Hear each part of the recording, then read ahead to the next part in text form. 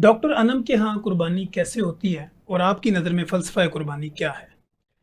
अच्छा डॉक्टर तनवीर, वही सेम कुर्बानी नमाज के बाद कुर्बानी की जाती है घर में। मेरे हस्बैंड होते हैं और मेरे फादर भी साथी होते हैं। भाई हैं बड़े, वो भी साथी होते हैं, तो सारी कुर्बानी इकट्ठी ही की जाती है एक ही ठीक। प्लेस पे। तो वही बात है कि जो फिर जो घर में पकना होता है गोश्त, वो घर में दे दिया जाता है और बाकी के जो है वो हिस्से करके और फिर वो डिस्ट्रीब्यूट कर दिया जाता है। मेजॉरिटी लोग आके पिक कर लेते हैं क्योंकि ऑलरेडी इन्फॉर्म्ड होते हैं कि आप ले जाइएगा, इतने बजे तक कुर्बानी तैयार हो जाएगी। तो बाकी ये कि फिर वो खाना वगैरह तैयारी में सब बिज़ी हो जाते हैं। मदर भी साथ होती हैं और मेरी भाभियाँ भी साथ होती हैं, मैं भी साथ होती हूँ। तो वो फिर सब मिल के जो है वो लंच, मोस्टली लंच तैयार करते हैं। तो बाकी ये कि मेरी फेवरेट एक मेरे भाइयों को पसंद है कि मैं रान जो है वो स्टीम करती हूँ। ठीक। तो वो एक रान रख ली जाती है स्पेशली वो मेरे भाइयों के लिए कि उन्हें वो बहुत पसंद है। तो वो स्पेशली मैं जो है ना मैरिनेट करके और फिर उनके लिए वो स्टीम करती हूँ। बाकी की जो है वो फिर गाय भी होती है, बकरी भी होते हैं, तो वो फिर सारा जो है अकॉर्डिंगली डिस्ट्रीब्यूट हो जाता है, जो भी मांगने के लिए जिस तरह से जो आ रहे होते हैं। तो बेसिकली जो है वही यही मकसद है कुर्बानी का। सेक्रीफाइस का मकसद ही क्या है कि हम खुद भी तो सेक्रीफाइस करें ना अपनी ऐसे। भूख। अब सबसे पहले अपनी भूख पे सेक्रीफाइस करें, उसके बाद बाकी चीज़ आती है। तो अगर हम इसी को कंट्रोल नहीं कर सकते कि गोश्त पे ही हमारी जान निकल जाएगी, तो फिर उसके बाद हमने क्या सेक्रीफाइस करना है। तो वो हम दे दें डिज़र्विंग लोगों में, मेरे ख्याल में अल्लाह ताला भी कबूल कर लेंगे और हमारे हक में भी वही बेहतर है। और सबसे ज़्यादा मैं तो एक मैसेज देना चाहूँगी कि इतना ज़्यादा मीट खाया जाता है ऐसे कि वो फिर जिनका कोलेस्ट्रॉल हाई होता है या जो डायबिटिक पेशेंट है, हाइपरटेंसिव है, क्योंकि मेरी इमरजेंसी में ड्यूटी है।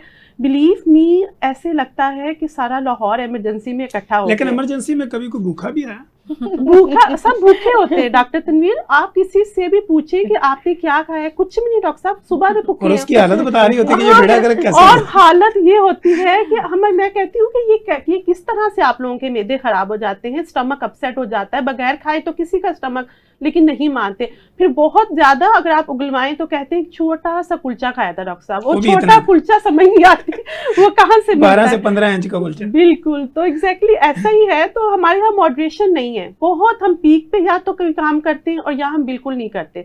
तो मीट कंजप्शन में भी सेम यही है कि बहुत ज़्यादा तो खा लेते हैं। और स्पेशली जो एक चीज़ मैंने नोटिस की है, जो लोग डायबिटिक हाइपरटेंसिव हैं या जिनका कोलेस्ट्रॉल लेवल हाई है, ईद के दिन खास तौर पे अपनी मेडिसिन स्किप कर देते हैं क्योंकि ईद है ना, तो उस दिन हमने फिर वो ये मेडिसिन भी समझते हैं कि कुर्बानी के गोश्त में शिफा है। तो हमने उस दिन अपनी मेडिसिन नहीं ले ली और वो ऑलरेडी मीट इतना ज़्यादा खा चुके होते हैं और फिर जब आते हैं तो सारी चीज़ें, सारी जो है वो रीडिंग्स इतनी हाई लेवल पे होती हैं।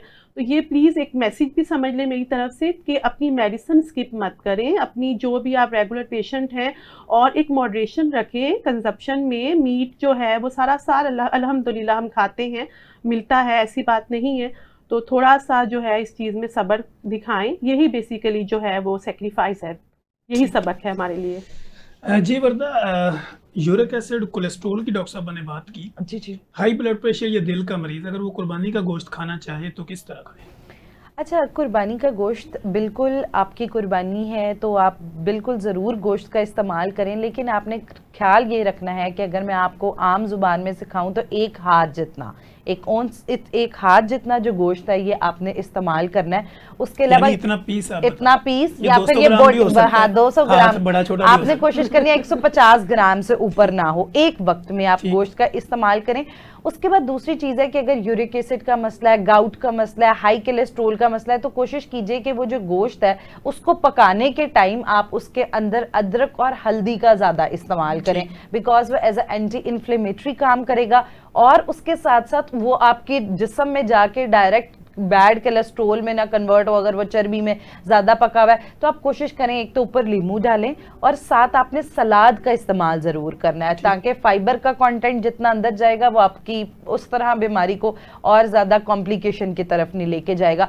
उसके साथ साथ कोशिश की जाए कि अगर अब आप गोश्त खा ही रहे हैं, बिल्कुल जी ईद का दिन है तो ये बिल्कुल ज़रूरी नहीं कि आपने सुबह दोपहर शाम गोश्त भी खाना है। गोश्त के साथ भर भर के जो है वो कार्बोनेटेड ड्रिंक्स भी पीनी है और फिर मीठा भी खाना है और फिर साथ कुलचा भी खाना है। ऊपर से आम का सीजन है, ऊपर से आम का 2-3 किलो सीजन है, आम तो भी आप खाना, आम नहीं तो जो सुबह का रसमलाई वाला फ्रिज में डोंगा पड़ा है वो आपने खत्म करना है, क्योंकि आप डायबिटिक पेशेंट है। ऐसा प्लीज नहीं कीजिए। आप कोशिश करें कि अगर आपको पता है आप गोश्त खा रहे हैं और साथ नान खा रहे हैं, ईद का मौका है, ठीक है, तो साथ आप फिर बोतल स्किप कर दें। आप कार्बोनेटेड ड्रिंक के बजाय आप क्या कर सकते हैं, पानी में मिंट मार्गरीटा बना सकते हैं, आड़ू का जूस की ऑप्शन हो सकती है, तरबूज ये के भी जूस की हो सकता ऑप्शन है हो कि अगर सकता आपने है, गोश्त ज्यादा खा लिया तो आपके घर के सामने जो ग्राउंड है उसको भी आबाद करें। उसको भी आबाद करें। और उसके अलावा साथ कोशिश करें कि आप ग्रीन टी का इस्तेमाल बाद में किया जा सकता है। आपने अपनी बीमारी के साथ उस, और ये चीज़ बिल्कुल ईद वाले दिन नहीं भूलनी कि मैं बिल्कुल बीमार नहीं हूँ। जैसे अभी डॉक्टर साहिबा ने बड़ी अच्छी बात की कि लोग क्या करते हैं, अद्वियात का इस्तेमाल नहीं करते कि ईद का दिन है तो आज हमने एक्चुअल ईद मनानी है और हमने हॉस्पिटल का चक्कर जरूर लगा के आना है।